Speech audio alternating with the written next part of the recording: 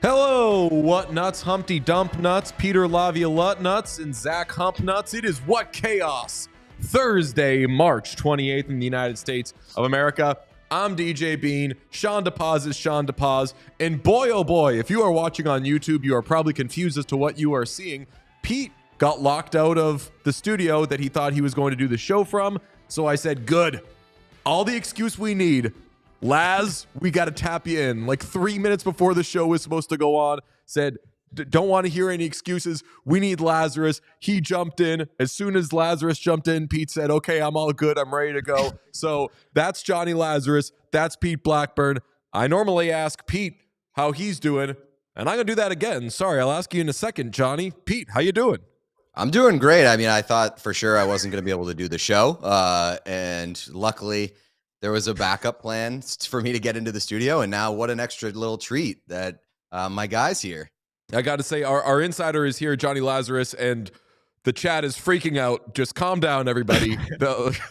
Let's see. We have from, I can't keep up with these. All of these are bark, bark, bark, Andrew Barkshire, lot of woof, lot of who let the dogs out. Johnny, thanks for tapping in. We needed you. Yeah, thank you guys. And I think Pete's, I don't know if that was a pun intended on the little treat thing or what. I don't know if we're playing into this dog thing already. But yeah, I've been very humbled since my last appearance on this show. And I got to say, it's been a lot of fun listening to you guys talk about my food takes and everything else. So it's always an honor to be back here. And I'm curious to see where this goes today. Well, you're a good boy. What are you hearing? What are you hearing? What am I hearing?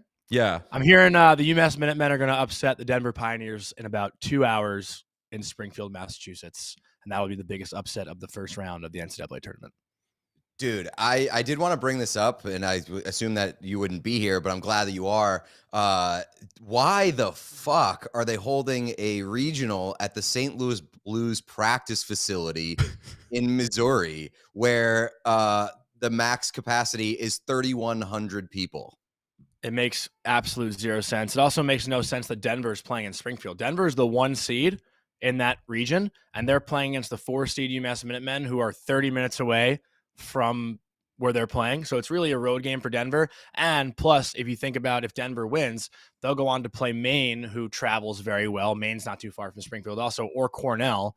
And they're going to be playing 2 road games essentially as a 1 seed. So the way the NCAA tournament was lined up this year is, one that I think a lot of people can argue, especially for the people who want to see, these quarterfinal games be played at, host campuses or whatnot. I'm blanking on the term right now, but it's unfortunate that a 1 seed has such a great season, and then the way they're rewarded is to play essentially on the road to get to the Frozen Four. Yeah, I feel like if you're a 1 seed, you should get like the quarter should be in your home arena. Or just like local arena. If you want to get more people in the building, get a local arena. I guess BU is going to Sioux Falls, South Dakota, Pete.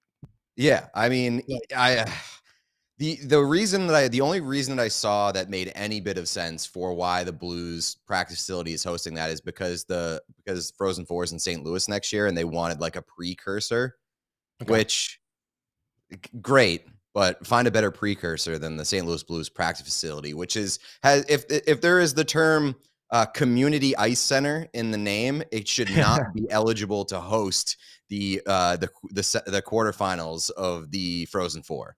I agree. I had a different question for you, Johnny, about really your lore. There's a story that you just told me about your jersey that I'm for sure going to make you tell in a little bit. Yeah, if you don't feel uncomfortable doing it. He's just going to do it right now. Okay, famously, we're a big Jewish hockey podcast.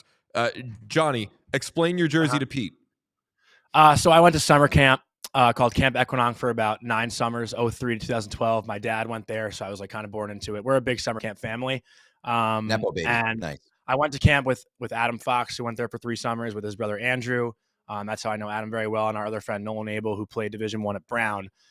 So they built this like roller hockey rink at summer camp, and I guess the year before Adam won the Norse. So after his rookie year, we were taken out to dinner by other camp people who buy like hockey jerseys. Like they're big Shane Gostisbehere fans. They went to Union. Their last names are the Courts. So they buy a lot of the players' jerseys and actually give them to the players. They reward them. It's something that's very cool because hockey players don't always get their like first game jersey and whatnot. So they were kind enough to buy my freshman year UMass jersey. So I have the maroon one and the white one right here, which is usually hanging up behind me, but it fell yesterday. And they bought Adam's first Ranger game worn jersey. So they wanted to give us the jerseys. They took us out to dinner and they had us sign these jerseys to then be framed in the rink at summer camp. So like 3 months after we had signed them, I get a text like, hey, they're actually just going to hang up Fox's jersey. So now I have this signed jersey to my summer camp. Your own signed jersey? That's incredible. My own signed jersey to my summer camp that I just have, and I hang it up the other way. That is the best. Oh, yeah. I love the idea of you bringing a girl back to your place and her finding out that you have one of your own signed jerseys hanging on your wall. That's the best. DJ was like, that's the Jeff Skinner story. Well, I mean, so different, but you know what I mean. The Lazarus lore is incredible. You are you're one of my favorite people because you're just such a sweet and nice person. But I mean, you have shot up the ranks. You're my favorite hockey personality. Thank you. You jump on a podcast. We say, "What's up, man? What are you hearing?" And you say, "Not feeling so good. My dating life isn't going well." Like, who else is doing that? I love that. You've got incredible jerseys, including your own that you signed for somebody else that they gave back to you. Like they really gave it back. You're such a winner in so many ways, but you make sure all your stories like keep yourself in check. It's amazing. Yeah, I'll tell you what. I often forget that you are a very good hockey player just because you don't really like exude. And I say this in the most complimentary way possible. Nice thing. You more exude like internet person than like actually good hockey player. And I mean that in the nicest way possible, for sure. You know what? I always say it's a shame I wasn't better because I wasn't interviewed a lot in college, like by the papers and stuff. Like I probably got interviewed like 2 or 3 times in my 4 years.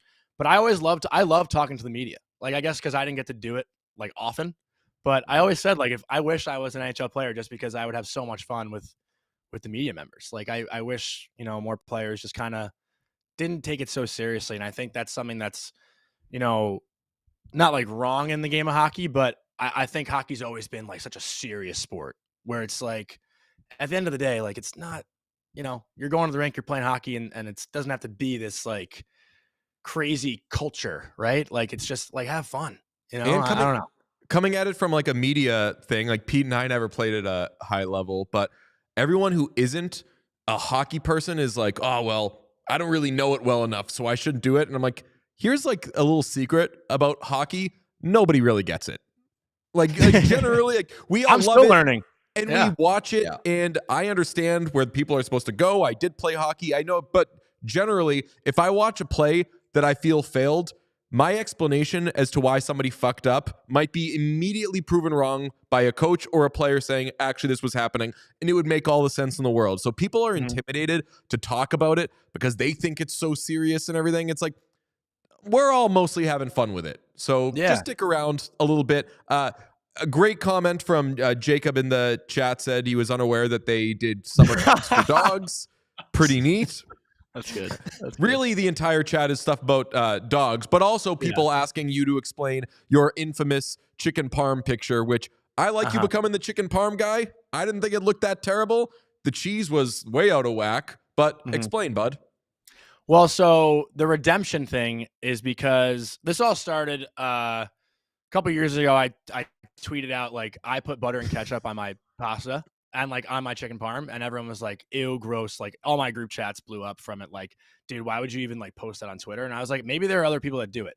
And when Alex Wenberg was traded to the Rangers, Vince Mercogliano caught a picture of Wenberg with like a Heinz ketchup bottle next to his pasta that like Seattle had posted. So Vince asked Wenberg about it. And it's a big Scandinavian thing, apparently, for them to put ketchup on pasta. They do it even on their like meat sauce. So I tweeted like, I stand with Wenberg. I also put ketchup on pasta. And everyone was like, you fucking idiot. Like, what a disgrace. Like, I think Pete said like my Italian grandmother would roll. I don't even know what you said. Like, beat you with a vacuum. Crazy. Yeah, beat me with a vacuum. And then, so I, made chicken parm the next week. And I was actually gifted sauce by Pizza Sports Guy on Twitter. If you guys follow him, he owns a couple Long Island pizza shops.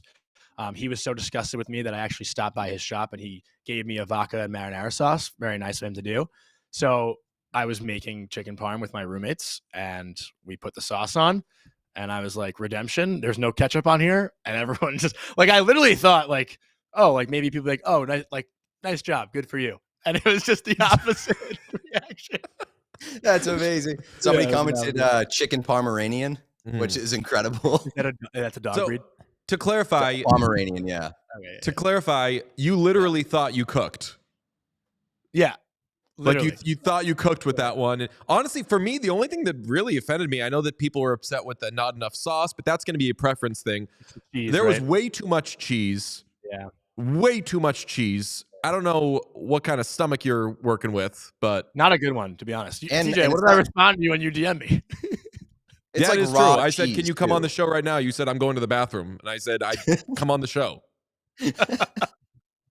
I'm glad you finished your business. Well, Pete, I have a question for you. Yeah. Have we found this out yet? No. So I'm like afraid to bring it up, but at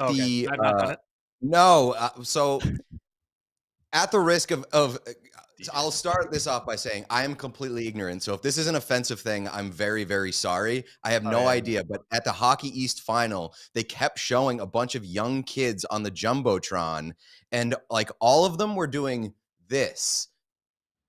And like it just kept happening over and over and over and over again. And I don't know if that's like a school thing. I don't know if it was like it's a young person thing that I'm completely unaware of, but me and Ellen were totally perplexed. And I texted Johnny, I texted the Empty Netters guys.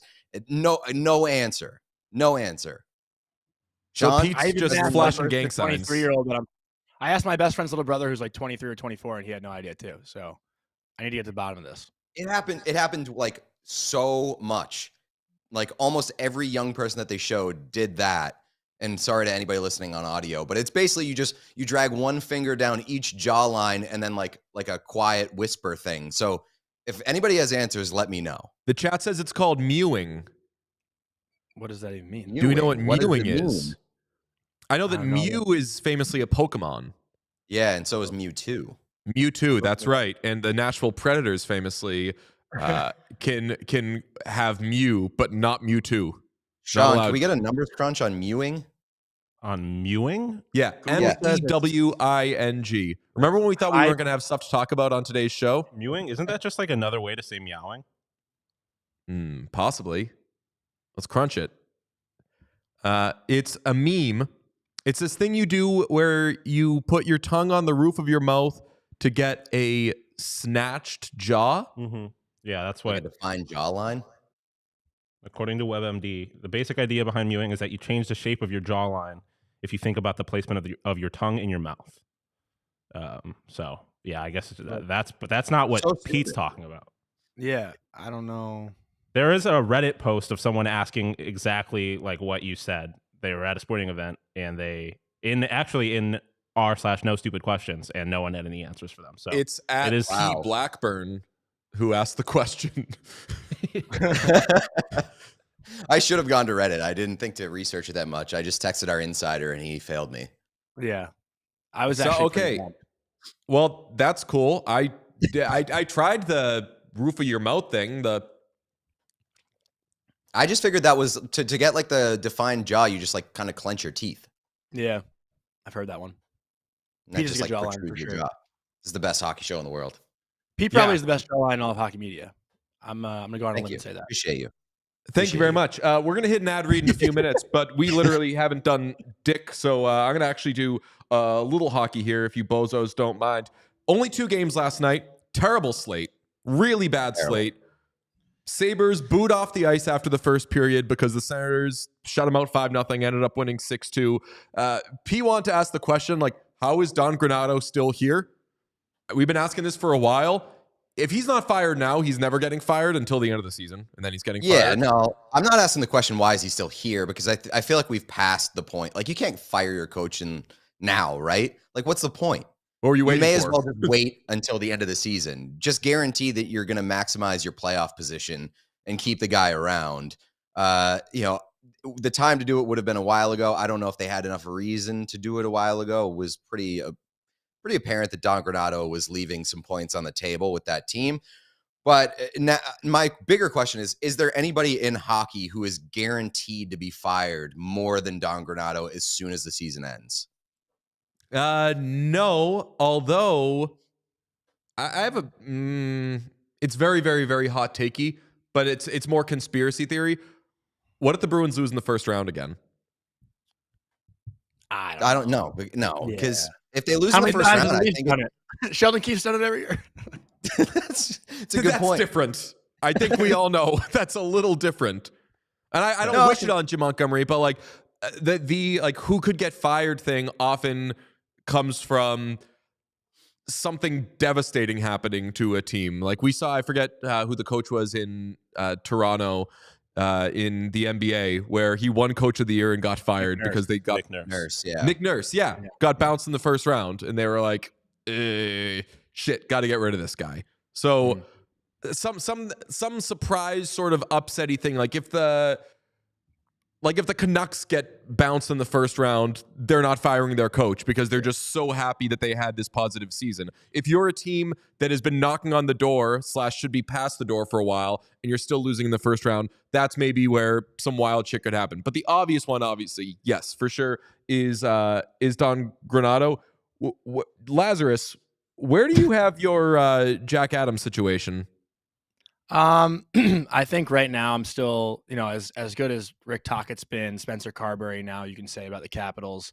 I think for the overall consistency of the Philadelphia Flyers this year, when I don't think anyone on the planet picked them to be in the playoff picture, not only at this time, but to have a legit shot at making it, I think you have to go with John Tortorella. I just what he's gotten from that group, he comes in last year and basically changes the culture into this season. And, you look on paper, it's not a sexy team at all. Right. And, not on the ice either. Like, though, they don't have on the ice either. Guys on that roster.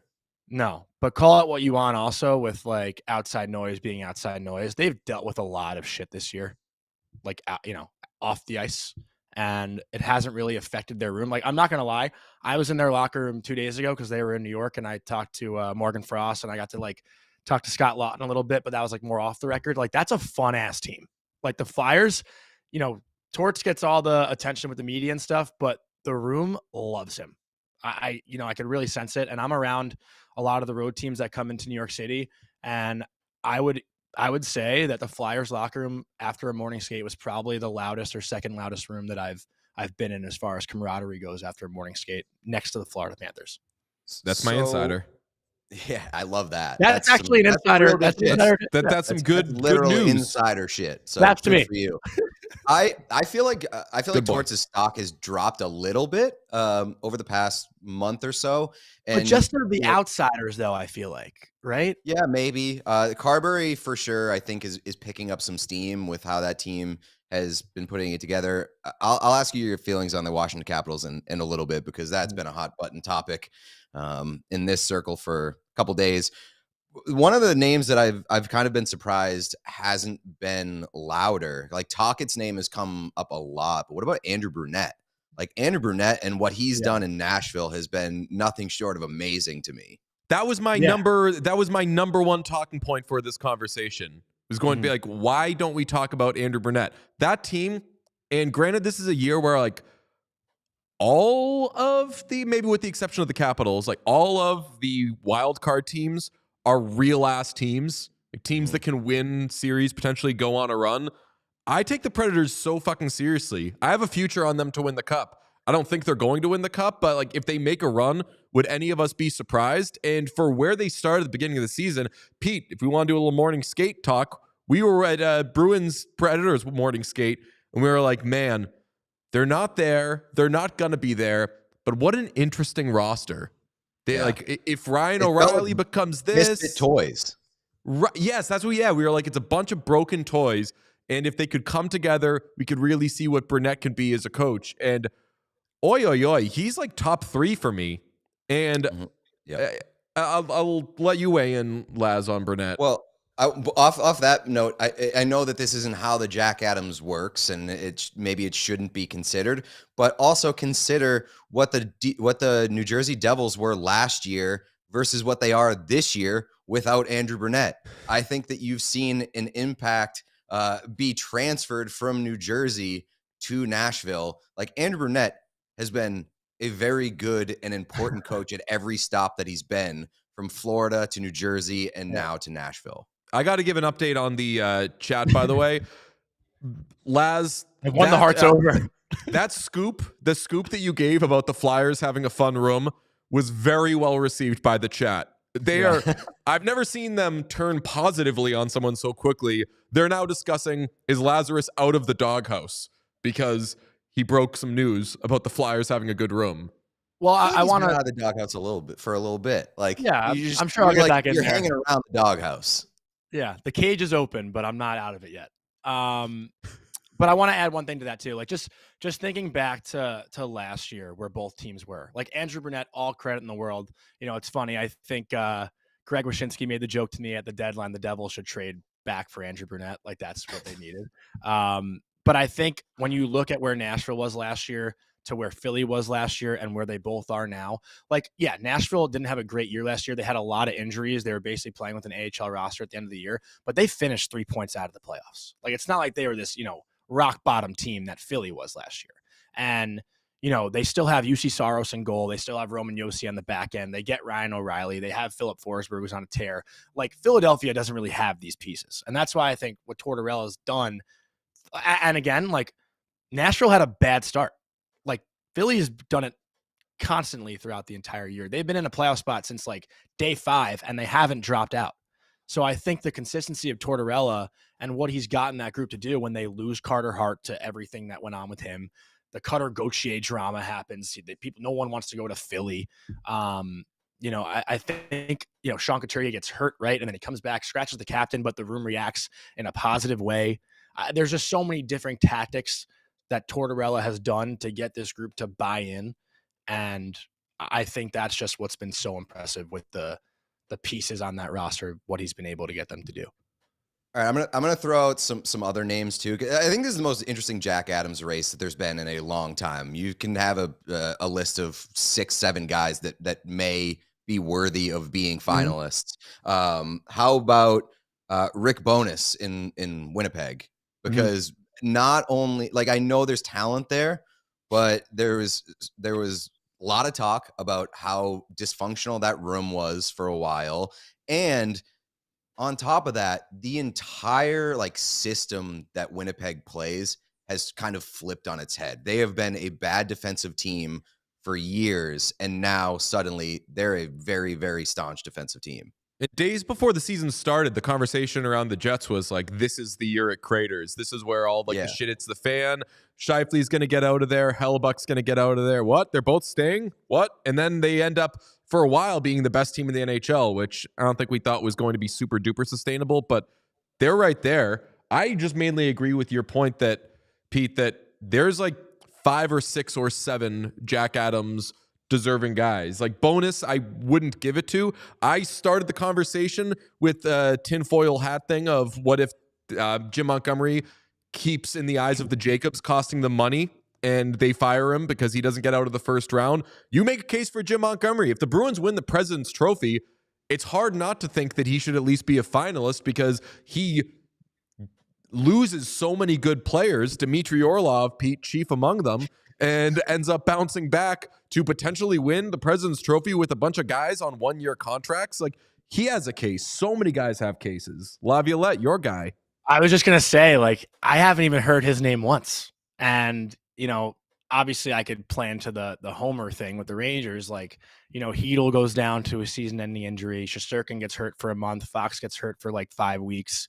The Rangers battled adversity for a little bit, and they have not dropped from first place either all year. They've been at the top of the Metro since like the first month of the season. And, you know, Laviolette, again, is a guy who not everyone was so pumped about when the Rangers hired him. The Rangers got bounced in the first round. It was an old school coach that hasn't won a cup in almost 20 years. Like, it wasn't really a sure thing. And what he's done to this team has been insanely impressive. Like, I don't think anyone would have picked the Rangers to finish first in the Metro this year, including myself. I had them in third. So, bit of a hater. Yeah, I think he deserves to be at least talked about, right? Yeah, I think his name belongs in the conversation. Another guy's name who belongs in the conversation, Chris Knobloch. Like revived that team from the dead. And the buy-in, I know you can make the case that they have all the talent in the world, and they do. Yeah. They have 2 of the best players in the world, and that probably hurts him. But the buy-in across the board from the Oilers has been very apparent to me, and I think that puts his name in the conversation as well. I mean, we're talking about the Oilers as a lock for the playoffs when that team, we were saying like they would have so many things would have to go right for them to even be in the discussion based off the start that they had. You do have to consider, though, Pete, when you talk about the buy-in, the reason the Oilers can buy in is because Zach Hyman's parents are giving them money to do that. So it's fair. Just, I guess, push back on the Chris Knobloch. It's very easy for people to buy in. Yeah, Knobloch and Paul Maurice were the 2 like funny. How have we not brought these guys up yet? I like Chris Knobloch a lot, probably more than Evander Kane does right now. I also, though, like would not put him in my top 3-ish. And I also wouldn't with Paul Maurice because like Paul Maurice is just quickly like I'm treating them as Stanley Cup champions. Like I'm looking at the Panthers at points the way that I look at like the Golden Knights, where I'm like, well, they've just been there, done that. They know what they're doing there. But really, when you look at the season they've had, he deserves to be in the conversation. This is like this happens in the draft sometimes where you're like, any other year, Jack Eichel would be the first overall pick. A lot of these coaches, any other year, they'd be a Jack Adams finalist. But this is just a buzzsaw this year. It's an interesting conversation. Yeah, Paul Maurice, I think, has maybe the weakest case of anybody that we've mentioned, just because that team was in the Stanley Cup final last year, and a year before that, they were the President's Trophy winners. A lot of the times, fair or unfair, Jack Adams is the most surprising team, or kind of like maximizing the least impressive roster. When you look at the Florida Panthers roster, I think most people expected them to be pretty good. And in that sentiment, how is it not Philly? How? Yeah, I think Laz, I know he's got inside information on the vibes, but you've kind of talked me into Torts here. Yeah. I know. But what if Washington finishes above Philly? Like, if Washington finishes above Philly, I think you look at Washington's roster, especially the changeover at midseason and how many guys from Hershey and I know that he's like got a relationship with the guys from Hershey, but I don't know how you can make that case for Torts and then not give it to Carbery if the Caps finish above the Flyers. Yeah, I know these aren't that these aren't the betting odds, but I think that the top 3 is probably Tocchet, Torts, and Carbery. And we'll see how that ends up. I agree with you, Pete. If Washington ends up passing Philly, then it's so much more of an accomplishment. But to Lazarus's point, that's my insider, they've dealt with so much more shit in Philly. Yeah. Like, you want to talk about fucking distractions, the goalie, Cutter Gauthier, the Anthony Sanfilippo guy, Kevin Hayes' fingerprints. There is all sorts of shit. They've fucking scratching the captain. And I can't remember if we discussed this on or off the show, Pete, but so many Flyers fans would die for John Tortorella right now because they're in this position they did not expect. When I was saying like, hey, Torts has got to take it easy with all this Couturier stuff, I had Flyers fans texting me being like, no, you're wrong. Whatever Torts does works, so we fucking trust him. And I'm like, you like John Tortorella more than you like Sean Couturier. That is crazy to me, but it speaks to like all the levers he's pulled for the most part have worked out. So that is Jack Adams material. That's all I'll say on the matter. And Laz, we got to let you go because we've taken up way too much of your time. We got to hit some ad reads, but boy, you are just the greatest. You're out of the doghouse. Lovely. You're out of the doghouse. Anytime you guys need me, I love talking to both of you. Always fun. So appreciate it. Thank you guys. Hell it yes. Speaks Have a a lot great to how I weekend. feel about you that I showed up to the office and to the show and you were in my chair and I wasn't mad about it. I was happy. So that's how I feel about you. I love you, buddy. Thanks, Pete. Love you too. See you guys. Right. See ya. More than I love Jonny Lazarus and more than I love all sorts of political causes, I love Prize Picks. Did you know this about me? I did. Yeah, I did. Sorry, Okay. I thought that was a rhetorical question because it's very obvious. No, I mean, I kind of wear it on my sleeve. Right. I have a Prize Picks sleeve tattoo. And though football season is over, we are getting into not just college basketball, but Pete, you were saying before the show you didn't know this. Baseball season is starting. It's kicking off, as they say in baseball. They're going to spray down the dirt, play the John Fogerty, get the Cracker Jacks out. Baseball is starting, and I'm going to use Prize Picks as I get into my daily fantasy with baseball. Baseball is probably, Sean, would you agree, the best DFS sport? Ooh, yeah. Just there's so much of it being played. It's just there's always baseball. There's on, always which means action. There's always money to be made on baseball. And I would tell you to get in on the action with Prize Picks because you can 100x your money on Prize Picks with as little as 4 correct picks. You could turn $10 into $1,000 on Prize Picks. Can you imagine that? It's crazy. What isn't crazy is that Prize Picks is America's #1 fantasy sports app. So go to prizepicks.com/whatchaos and use code whatchaos for a first deposit match up to $100. That's prizepicks.com/whatchaos and use code whatchaos. Pick more, pick less. It's that easy. You know, opening day is a staple of the spring, but you know what else is a staple of the spring? Spring cleaning. Oh. Spring cleaning. And spring cleaning doesn't only apply to your yard. It also applies to your dick and balls. And that's why this episode is also brought to you by Manscaped, the spring cleaning champions. This season, make sure to groom your carpets and the drapes with the leaders in below-the-waist grooming. Clear out that winter bush with Manscaped's Lawnmower 5.0 and watch your confidence bloom like the springtime flowers. Embrace the season and join the 10 million men worldwide who trust Manscaped with our special offer. Go to manscaped.com and use promo code WhatChaos for 20% off and free shipping. We love talking about the Lawnmower 5.0. I mean, especially Sean. Sean is obsessed with the Lawnmower 5.0. I don't know what he does with that thing, but he knows all of the features. He knows all the bells and whistles. Got a flashlight and wireless charging. What else do you need? You got a flashlight, basically LED. A cell phone. Lighting the way. Yeah. Honestly, the Lawnmower 5.0 might have more features and work better than my cell phone at this point. So shout out to Manscaped. It's got dual LED spotlights to guide you through the darkest winter debris. It's got wireless charging. It's got a beautiful travel case. It's perfect. You do not want a product that will prompt that sound effect, because usually that means you've made a mistake or you've cut your penis. Penis. That is bad news.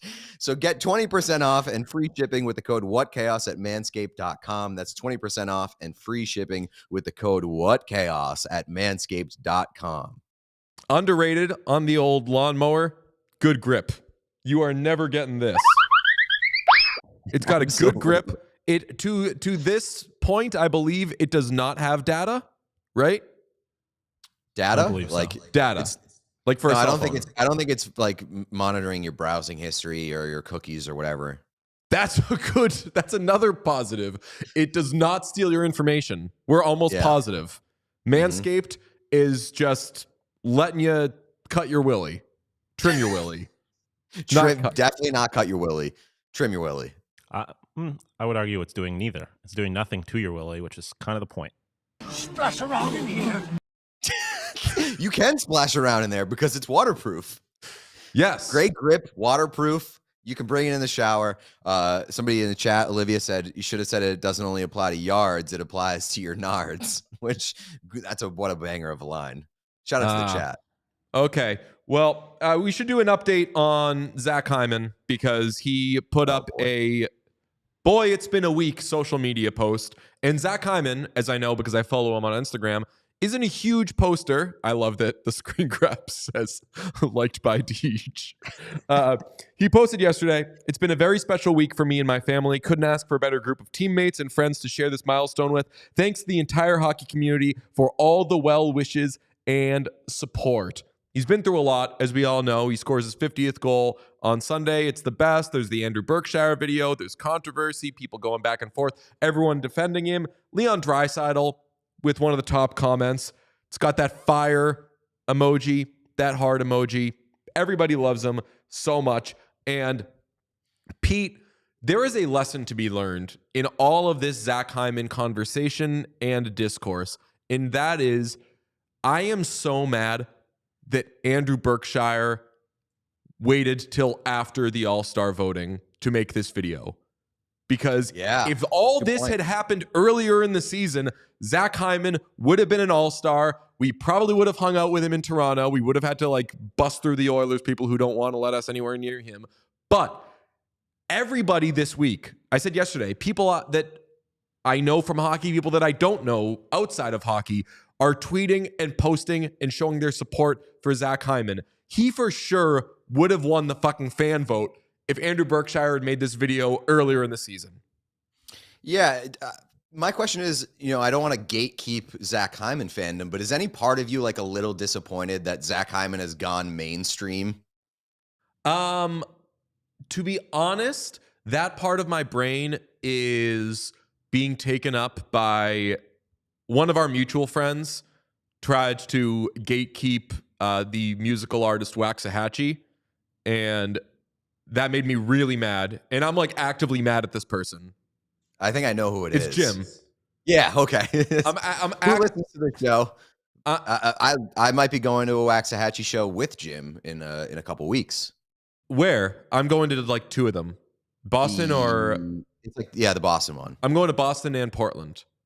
I'm undecided on whether or not I'm going to go. It depends on the playoff slate that night because it is during the playoffs or after the playoffs start. Yeah, he judged me for saying that one of the songs on the album was a skip. And not only judged me, was just very, said that I was doing hot takes. I don't do hot takes with music, okay? Oh, I disagree with that. I would have to do some research into this take and what you said, but I do clarification with music. I do information with music. A lot of your clarifications and information are just things that I'm not interested in and have no time for, and I dismiss a lot of your stuff too. And I do it with the understanding of that you know more than me. You're smart. You have a smarter music brain, and I just have no time for I always say my music interest is the monkey with the cymbals inside my brain, where if it sounds good and it tickles a certain part of my brain, I'm in, and I don't need any more information than that.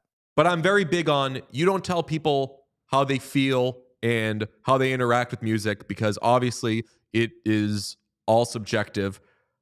There's a reason that I don't like one of her songs, and it's for musical reasons, and I can explain why this song doesn't do it for me. And when that's met with, oh, you're just doing whatever, that riles me up. That riles me up in sports. That riles me up in music or whatever. So I can't be mad about Zach Hyman being mainstream because I'm mad about that instead. But I like that everybody's not coming around on Zach Hyman. It is a little funny that people are finding it in their own way. They're just agreeing with a thing that I've thought forever. So I'm not hey, you shouldn't not like that Zach Hyman scores goals from right in front of the net, because that's why I like Zach Hyman. So yeah. I think that if anything, the Andrew Berkshire thing has unified a lot of people around somebody who should be beloved. We've talked on this show about how he's pulling over, helping people whose cars are stuck in the snow. This is the character of person that people should love. Yeah. And speaking of people on the Oilers that not everybody seems to love these days, we do have an update on Evander Kane. Okay, so we talked about Evander Kane being a healthy scratch on Sunday. He has gone 17 games without a goal for the Oilers. I should note, he's got 21 goals, 18 assists, and 39 points for the Oilers this season. Not a bad year. In fact, I believe the most points he's had in a single season with the Oilers. This is his third season with the team. He's been there for a little while. He's got 2 more years left on his contract, but he's in a major slump. As I said, 17 games without a goal. He has 4 assists in that span, so he's been quiet. They've been moving him around, trying to figure out where he fits. On Sunday, he had a quote-unquote maintenance day. As he was talking about it with Gene Principe and the Oilers media, did not sound like it was a maintenance day. It sounded more like Chris Knobloch sat him down, which when you're struggling that much and you're not a captain of the team, it makes sense to do that. Frank Saravalli said this on Oilers Nation every day, yesterday or the day before. I think the bottom line is this, and it's clear. One, Evander Kane's not playing well. His act is wearing thin. It's a tale as old as time. He starts off really well in any new place that he goes to, and it's like a coach, the clock begins to tick. At some point, the Oilers will probably have to address it before his contract is up. It may or may not be as soon as this summer, but he wears out his welcome. Okay, quick clarification. Sean pointed out that when he had 39 seasons a couple years ago, it was in the short season. Seasons? So what's that? 39 points. seasons? 39 points, I'm sorry. In a couple of seasons ago, it was in the shortened season. So he had an unbelievable year with them. I think Sean can probably speak to this. The thing of he comes in, starts strong with the team, and eventually the flavor wears off. Yeah, I mean, it was like what I said to you before the show is like you can't have Evander Kane on your roster when shit gets serious. Like it just kind of seems like he has not really been a part of like winning hockey teams, with I guess the exception of maybe the beginning of his time with San Jose ish, maybe. But outside of that, like he's never been a part of winning hockey teams, and he's also like a little problematic. So admittedly, I'm not like super plugged into the Oilers to the degree that like I'm not around the team, not around the locker room, don't know the guys personally or whatever, because they won't let us talk to any of them. But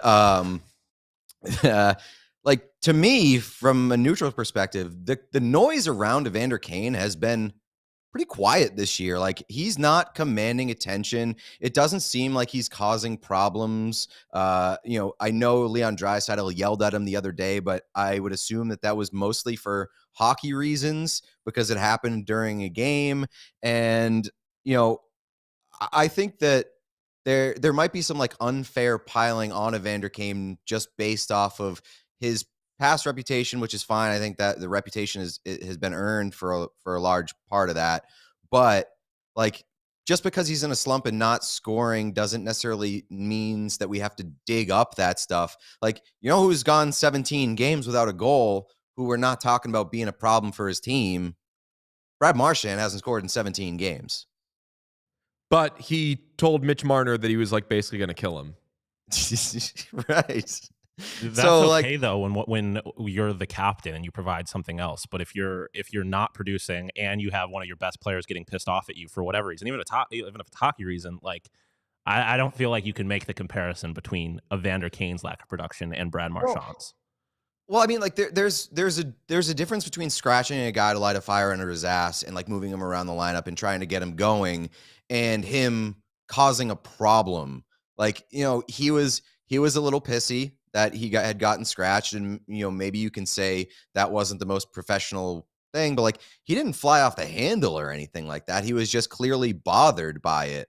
And I just feel like maybe this is too personal based off of kind of what Evander Kane's reputation is. I do agree with that. I think that it's basically this topic is this here we go again with Evander Kane, even though I pretty much presented it as here we go again with Evander Kane. I think that he can, I think if he's, I don't think that he can torpedo the Oilers.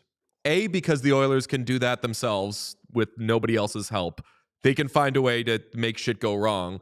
But I think that with all the team has been through this year, they should be able to survive an unproductive and unhappy Evander Kane. I just don't know the the decibel level of his unhappiness. And I think that it was wise and accurate of you to point out that when he was talking about his healthy scratch, he wasn't like throwing shit. There was just enough there to deduce he wasn't hurt. That wasn't a maintenance day. He was upset that he didn't play. He probably wants to play. Obviously, if they can find a way to get him productive, ideally on a line that isn't with Connor McDavid, yeah, they'll be awesome and they'll be sick and they'll be great offensively, but they're going to be great offensively anyway. That team just needs to figure out its middle six, and they've got, 11 games left to do it, but they're probably going to be tinkering into the postseason because that's what teams end up having to do anyway. Yeah, I mean, I think the good news for Evander Kane is that his greatest value may not necessarily be like offensive production, especially when we're talking about heading to the playoffs. Like, yeah, they need him to be tough, and they need him to be kind of their muscle and be the guy who, is willing to get to the dirty areas and willing to be, the opposite end of the skill. And the great thing about Evander Kane as a player is that he can do both. He's a skilled player who can score, who can produce, but also can be, a gritty, tougher guy in the lineup. Like he can be like you could Chuck.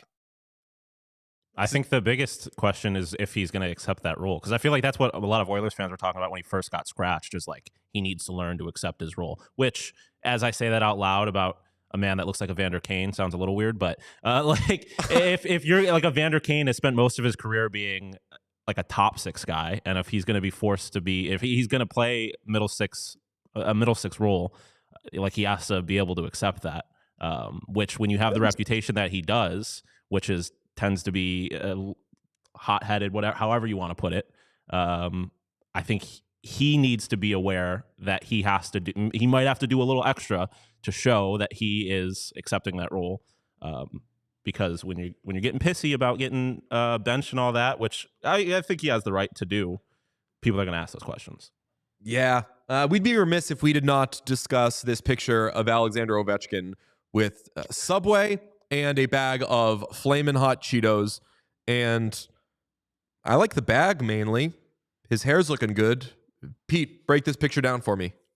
Yeah, I mean, obviously the hook there is the Cheetos and Subway. And I would assume that this is as he's boarding the team plane, right? That's Business what this has. Trip. Yeah, that was the caption I had on it. This has the makings of, which is very funny because like those team planes, those charters typically have meals on them and have food. And he's just like, nah, I need my Subway and Cheetos or else this isn't happening. Like that, it's very, very endearing to know that the world's greatest goal scorer, the greatest goal scorer of all time, just will put absolute garbage in his body and be nowhere near ashamed of it. I love that so much. Same with the second greatest goal scorer of all time, Phil Kessel. That's true. Yeah, Phil Kessel, yeah. Wayne Gretzky. I'm very much looking forward to when Alexander Ovechkin joins the TNT panel and only talks about the garbage that he shovels down his gullet.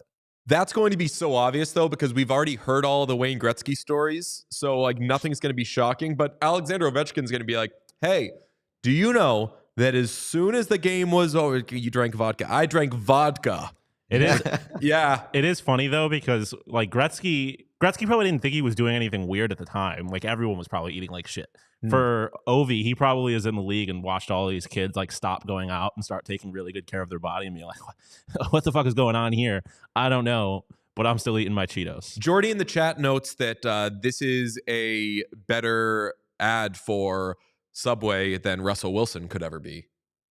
Absolutely. Yeah, that's how they should go better about than it. Brady. Yeah, just get these candid just picks. Have guys actually eat at Subway and then take pictures of them in public. I know Subway's like horrible for you. I think that like the bread is made from tires or something. I remember seeing that a while ago. But I treat Subway the same way that I treat Domino's, where it's like you're not getting a sub, you're getting Subway. Yeah. And when 100%. you get Domino's, you're not getting pizza, you're getting Domino's. I say that about McDonald's all the time. There's never been once in my life where I've been craving a burger and I've gotten McDonald's, but I will crave McDonald's like all the time. And I feel the same way with Domino's. If I want good pizza, I don't get Domino's, but sometimes I just fucking want Domino's. My theory with Subway has always been at least to me, Subway has never tasted bad because the only time I've ever eaten Subway has been when I'm so hungry that I'll eat Subway. Also a good point. It's like usually on a road trip or something. In the case of Domino's, a lot of times you're in a inebriated state and you'll just take it down. It's been weird. Like I've had days where like work has gotten Domino's and I'm like, this is weird. I would not choose to eat Domino's right now. I mean, I love Domino's and I'll I eat think it that's anytime it's totally- provided. But That's totally like anytime you have to get pizza in bulk. Yeah. I think Domino's is very acceptable. And I Subway would to say me Domino's. has rest stop energy, has like food court energy. Like seeing a standalone Subway to me is weirder than like, you know, seeing Domino's in a public location. The last time I had I- Domino's was in this studio when we were first kind of putting it together. Me and Allie and the Wait, other ALLCITY Domino's people. or Subway? Yeah, excuse me. I remember. I showed up With Lakasha to help out, and I had Lakasha, which Yeah, is the I great forget. sandwiches. That's right. And And I you remember guys being had, like, "What the fuck is that?" yeah, and I felt like such a dick. That's Yeah. like that's big. I'm better than you energy. I don't think DJ had no fault in that. I think we were all starving and we just needed to get food as quickly as Yeah. possible. And there was 1 year. I think that I treat Panera like you treat Subway. Like you won't catch me fucking dead in a Panera unless I absolutely need to be. Panera, I think, for my money, is the most depressing like nationwide chain restaurant in all of America. It got Oh, so no depressing way. the last like 10 years. We talked about it on brunch where like you stumble into a Panera now and you're like, where did everybody go? What happened? The mac and cheese still hits. It's expensive hospital food. I will note, Not more depressing than Burger King. I'll say that. Burger King to me is like the most Oh. depressing fast food. But Burger King kind of knows what it is, you know? Like Burger King's cheap. It's like quick. It knows what Panera, it is and Panera that you thinks get it that it's a when- lot better than it is. I don't hate BK. When I don't hate Panera BK either, opened, but- when Panera opened, it was a bread place with sandwiches, and it was some fancy ass shit. Like Yeah. I like we would go to Panera like we would go to like Chuck E. Cheese.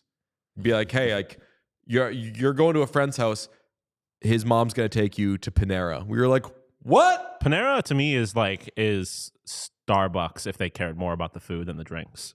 It's like it's not that good and probably a little overpriced, but like if you're comparing it to like Dunkin' or Tim Hortons, like every part of Panera is better than every part of I Dunkin'. will give Panera this, and friend of the show, June Lee, pointed it out a while ago. He and I got some cookies at Panera.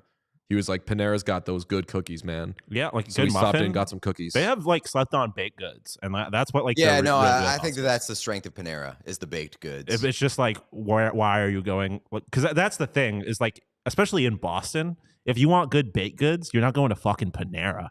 There's bakeries all over the place. Oh yeah, So that's what I was wondering. Like, who goes to Panera for bread? McDonald's is getting Krispy Kreme, Dude? Oh my god. Sean Scott, thoughts? I'm so excited. It's awesome. I don't know how Hell yeah. many people are gonna like. It's just gonna make it way more accessible because there's just not a lot of Krispy Kreme around, and I love Krispy Kreme. But burgers on glazed donuts are the single best thing on the planet. Baseball boy. They are so fucking good. Yeah. Like, that to me is like big fair food. Like that's where I really got into it is the Erie County Fair. And you take the bun off of a Big Mac and put it between two Krispy Kreme donuts. I'll eat that every day until I die, which will probably be pretty soon. But I Yeah, will true. eat it every day until I die. I actually I watched Super Size Me like 2 days ago. Wow. Yeah, I watched that like a couple times in school growing up. and then I looked up like what's Morgan Spurlock up to now? Oh no. Boys, No? he gone. Oh yeah. He's not dead. Oh. But, You like, can't say- Extremely canceled. oh. Yeah, I did Extremely know that. canceled. I did not know Yeah. that. Interesting. Well, Yeah, I did know that. My big concern with the McDonald's Krispy Kreme partnership is that they really have to stay on top of the quality control because there are so many McDonald's locations that if you're doing Krispy Kreme at all of the locations, like I know a lot of McDonald's that aren't as good as other McDonald's, Oh. and the drop off in quality of Krispy Kreme when they're like fresh versus when they've been sitting around for a while is astronomical. Astronomical. You're not- So I really hope that they stay on top of the Krispy Kreme quality production. Yeah, they're not putting in like the glazing machine at McDonald's. Like they're gonna be what you get at Walmart, which are plenty good. I hate that. They're not as good as having them fresh, but I think it's one of those things where as long as you don't have a fresh one to compare it to, you're gonna be like, this is fucking crispy. Sean, you're gonna kill me. I am a huge donut head, and I can give you like 8 incredible donut places within 3 miles of where we currently sit. I don't need Krispy Kreme. Well, I was as you were saying that, I was gonna say Krispy Kreme is like it is McDonald's. I crave Krispy Kreme. I don't crave donuts. Like sometimes you just want a fucking Krispy Kreme donut. Jordy also pointing out did you know that there's a blue McDonald's? It's in Arizona, actually. It's in Sedona. It's like the only McDonald's in the world that has blue arches. What? Yeah, because they wanted it to fit in with like the turquoise kind of motif of Arizona and Sedona, and that's Ray Kroc would lose his mind over that shit. Crazy. I mean, wild stuff. Almost as wild as there being 14 games tonight. Let's do a slate grade presented by Game Time. There are 14 games. That is just incredible to me. 7 p.m. U.S. Capitals at Maple Leafs. 7 p.m. Flyers at Canadians. 7 p.m. Blackhawks at Senators. 7 p.m. Islanders at Panthers. 7 p.m. Blue Jackets at Penguins. 7:30 p.m. Red Wings at Hurricanes. 8 p.m. Flames at Blues, 8 p.m. Sharks at Wild, 8 p.m. Golden Knights at Jets, 9 p.m. Rangers at Avalanche, 9 p.m. Kings at Oilers, 10 p.m. Stars at Canucks. What a nice little run there. 10 p.m. Predators at Coyotes, 10 p.m. Ducks at Kraken. Structure, you got 14 games and none of them are at 10:30? This is a crazy structure, but it's also a crazy slate. There are, 4 games of playoff teams in the same conference. 5 games of playoff teams playing each other. Kings can make Pacific interesting with the regulation win over the Oilers. They're 3 points behind Edmonton, but the Oilers have a game in hand. That's going to be a really good game. Rangers at Avalanche, if you want, you could make that into a Stanley Cup preview. It's not going to be. Stars at Canucks is a real good iron sharpening iron type of thing. Golden Knights at Jets will be good. Capitals at Maple Leafs. I like this slate a lot. Preds Coyotes is first half of the season darling Connor Ingram revenge game. That's his first franchise. Wow. Remember when he was like kind of a Vezina candidate? 6 teams, says Jordy, have a chance to clinch. You should know this about me. I'm not a huge clinch the playoffs guy. I'm a wake me up when you're there. The whole... if they get a point in this other like the Bruins are making the playoffs. Like last night they were like, the Bruins were not able to clinch the play. Well, then I guess they're going to miss the playoffs. Shut up. I mean, the way that the Bruins have played since the All-Star break, I was really hoping that they'd clinch last night. So we didn't have time to play it, but I loved Jim Montgomery after the game. Somebody asked, they were like, was that a playoff type atmosphere? And he was like, no. I thought the Lightning were bad too. Yeah. I love like telling on the other team when you lose. Like they were bad too. Yeah. That's my Jack Adams. I'm a little this slate is very good. I'm a little devastated. I'm flying home tonight. I'm gonna miss like pretty much all of this slate. Very, very disappointed by it. Well, this is a hard grade to give. I'm giving this an A-. I'm gonna give this an A-. Come on. It's so close. It's so close. I don't know what brother. I don't know what's keeping me for. I think just I would have liked a 1031. Yeah, you got a 730. Yeah, you're crazy. This is an A. Structure is tough. Kings and Oilers at the same time as Rangers and Avalanche is just a little tough for me. Structure. You got a bunch of 7s. You got a 730. You got a bunch of 8s. You got a 9. You got 9s. You got 10s. I love this slate. I love it. If the Lightning were playing, I would give this an A. That's what it needs. If the Lightning were playing, because Lightning are really nipping at the heels of the old Maple Leafs. And I said before that every wild card team except for the Capitals can actually win a series, I would say. It's going to be the Lightning or the Leafs in the East. And then you got the Capitals, and then you got the Vegas, and you got the Predators. So really, really good slate. I'm just leaning A- on it. And I'm leaning for everybody to have a great weekend. So that's going to do it for this show. Thanks to Jonny Lazarus. What a hero. We love him so much. Before we get out, Stacey Faye just sent us a $5 super chat. Go Kings, go. Whoa. Like Spike if you haven't yet. Please like. And if you have not subscribed to the YouTube, it is very important to us. We got to hit 5K. We got to 4.9. We've been crawling since then. So share every video you can. Get people to subscribe. Do it. We love you so much. We'll talk to you Monday. We all silly like the mayor.